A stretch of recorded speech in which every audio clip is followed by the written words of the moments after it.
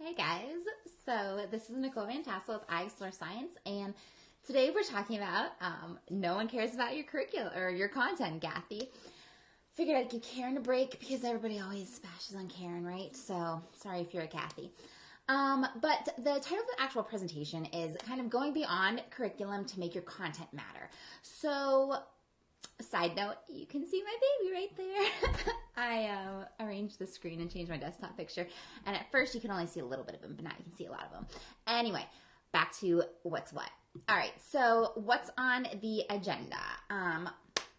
Okay, so we're going to be looking at today, and we won't take too long, but we're going to talk a little bit about the content shifts with the NGSS. And if you've done the Kickstart AHA, you've already covered this. If you're familiar with the NGSS, might be like familiar to you. So we're not going to spend like a ton of time talking about content shifts, but I just want to make sure we're on the same page. We're going to talk about like the trick for student buy-in. It's not really like a trick, but this is what makes students buy in. And then I want to talk about curriculum that's built for your students. So this is where we go beyond your curriculum to make your content matter. And it matters because we're taking your students into consideration. So content shifts with the NGSS. I want to make sure that you guys are able to see this. I'm getting a message that someone is not seeing it. Should be live now. But the quick tip is that NGSS is not necessarily it's not one size fits all. Like there's definitely, right ways and wrong ways. There is, like, frankly, there's wrong ways to teach three-dimensionally. Like not teaching three-dimensionally is a wrong way to teach three-dimensionally. But there are many right ways to do it, and there's many different approaches, and that's the wonderful thing about these standards they are big ideas and these big skills, but how you get there is so much dependent on you and your students, and that's why a one-size-fits-all or an out-of-the-box kind of approach isn't necessarily going to work, or you might feel like you're trying to the little preschooler jamming the peg in the wrong hole kind of thing. It's not working for you. So, all right, let's dive in. Oopsies. Clicked too many times. Content shifts. This is literally taken from the framework. If you have never read the framework, I'm not going to say go and just read the whole thing front to back. I think that is a lot to do. I don't think anybody really has time to do that. I know I don't have time to do that. However, what I do recommend is that you go and you read pieces as they are relevant to you. So if you're like, I don't get what differentiation should look like in this classroom, go read the section on the framework that talks about how differentiation and I don't remember what they call it, like all standards for all students or something like that. If you are teaching earth science, go to the framework section on the content you're teaching and read how the understandings change from elementary up to high school. Sorry, I'm diverging. Either way, framework is a great resource. I'm not saying that you should go and just try to read it front to back, because I think that you're going to lose a lot of the authentic learning because you don't necessarily need all of it all at once, but good resource. The gist here, and I have kind of all these bold parts are my emphasis, is that we are not teaching facts and details when we're teaching with the NGSS. We are teaching, we are emphasizing big core ideas. And the reasoning for that, so if you've probably heard that before, maybe you haven't heard the reasoning. The reasoning behind that is, so experts in a field, they have a framework of a deep understanding of the core ideas of their practice. And then when they learn new information, they can take those new facts and figures and they can put that into their deep framework in their practice. And they can make sense of it, and it just works for them. Now, novices or people like jack of all trades people have all of these little itty bitty facts and figures, and they have no idea how they all fit together. So when we teach our students all these little facts and figures, and we just expect them to memorize all of these facts and figures like we've done in the past, we make them memorize all of the cell parts. We make them memorize the first 20 elements of the periodic table. We make them memorize, this or that. They have all these little bitty facts and figures. They have no idea how they connect.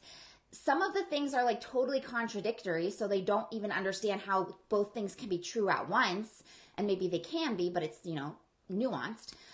And they just have no way of integrating new information into that, so they struggle. So the idea is, instead of just hammering our students with all these facts and figures and details, instead we are going to really help our students understand these big ideas.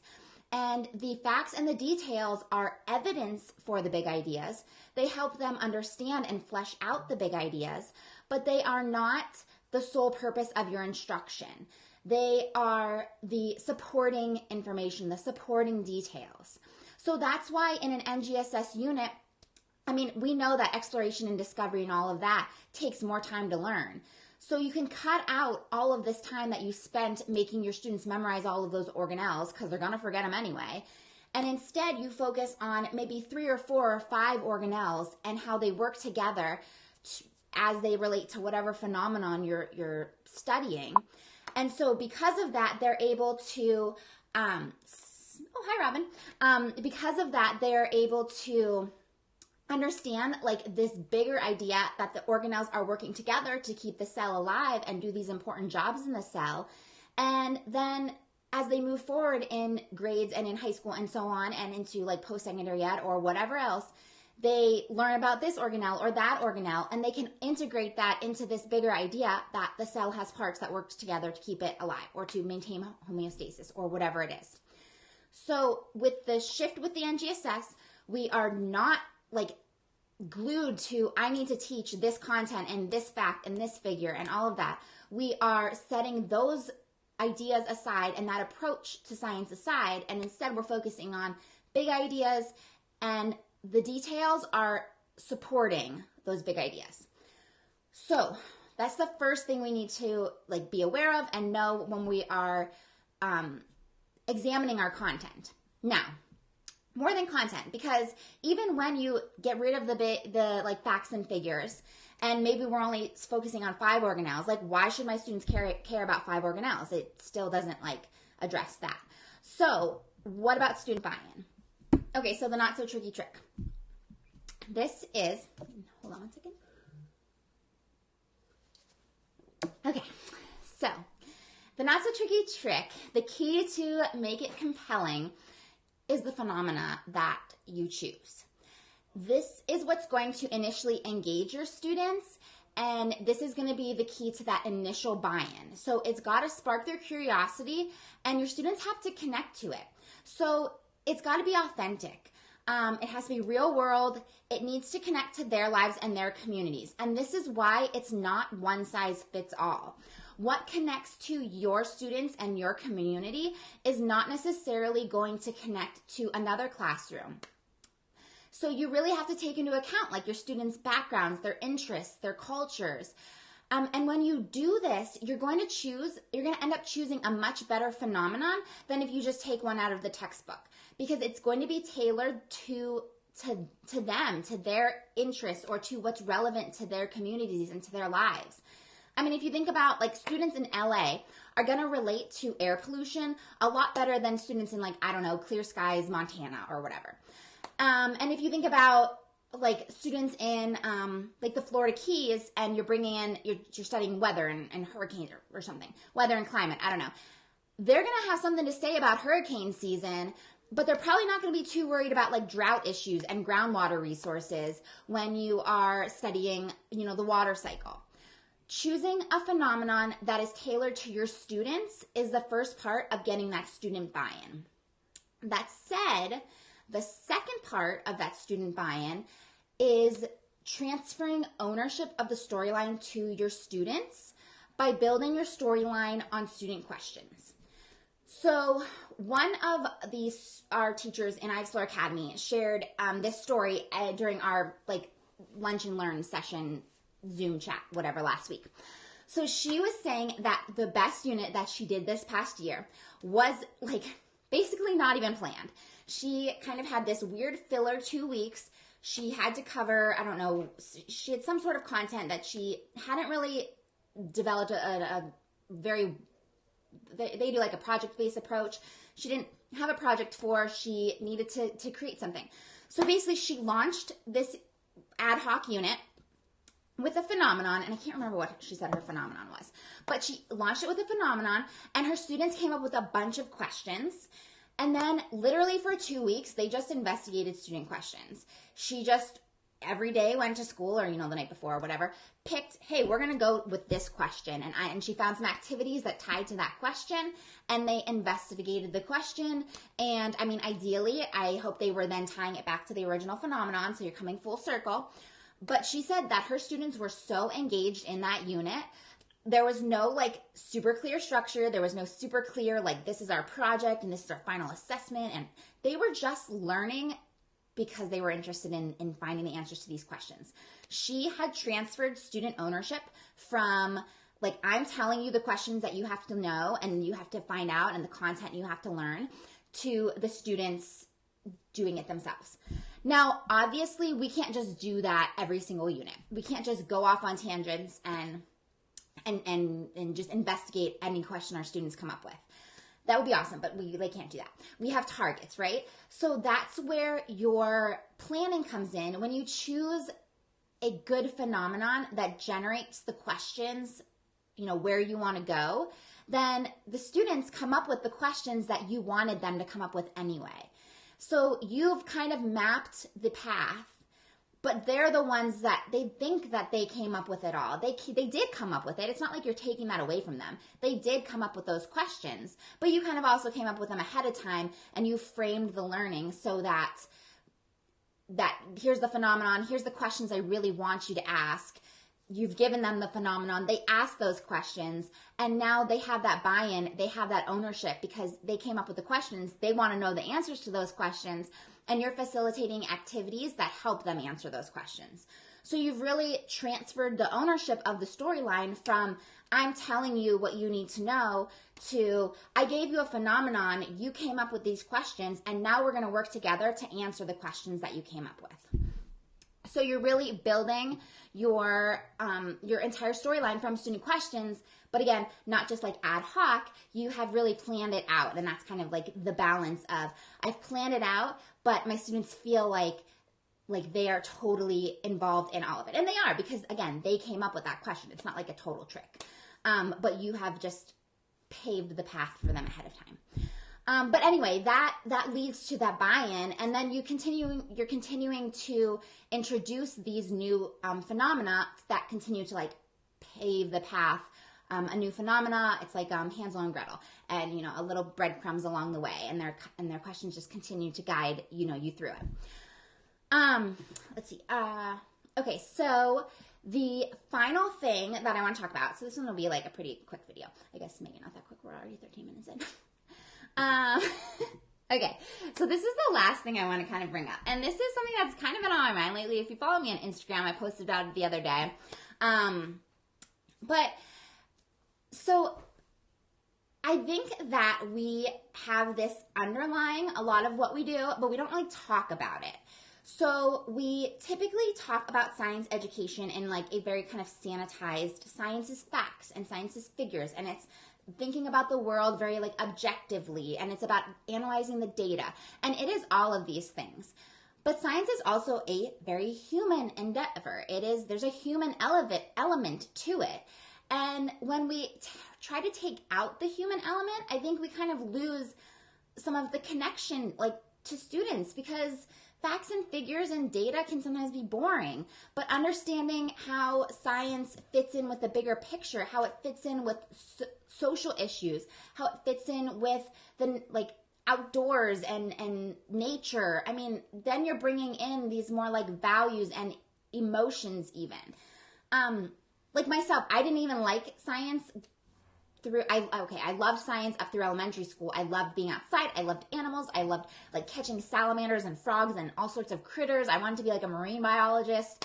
And then I got to middle and high school, and I was like, nah, science is not for me. Laboratory stuff and those boring procedures and chemistry and yuck. And then I got back to, and I got into college, and I took an environmental science course, and it was they added that human element back in. And that is where, that's what got me back into it. And I feel like that is a value I've always brought to my curriculum when I taught earth science, when I taught environmental science, that one's obvious. But I always kind of had this view of that environmentalist kind of perspective, and that that love for the outdoors and wanting to, how it's so cool how it's all connected in nature and all of that. That's like a value that I've kind of always viewed science through. It's a lens that I think is really cool. It's like a core value. So that is a value that I identify with and that I've brought into my classroom. I think that it's important that we start thinking about maybe the values that we want to bring into our classroom, maybe the values that we are bringing into our classroom. And if we're not bringing them in, like what values could we bring into our classroom? So maybe your students, like, again, science, like data and objective, like that's boring. But maybe if you bring in this element of like social justice or environmental justice, maybe your students can connect to that. Looking at pollution and where it impacts different groups of people. Looking at, I remember my unit on like climate change. My students were like incredibly, I mean, my students who oftentimes, you know, had trouble connecting with content, but they were incredibly like, I don't know, touched or whatever by the issue of global climate change and how it was affecting people in like third world countries who were like not responsible for climate change. You know, they weren't the ones polluting the air, but they're the ones being disproportionately affected by it. That really got my students. So maybe that is a lens through which you can engage your students in your curriculum, a value that you can bring into your curriculum.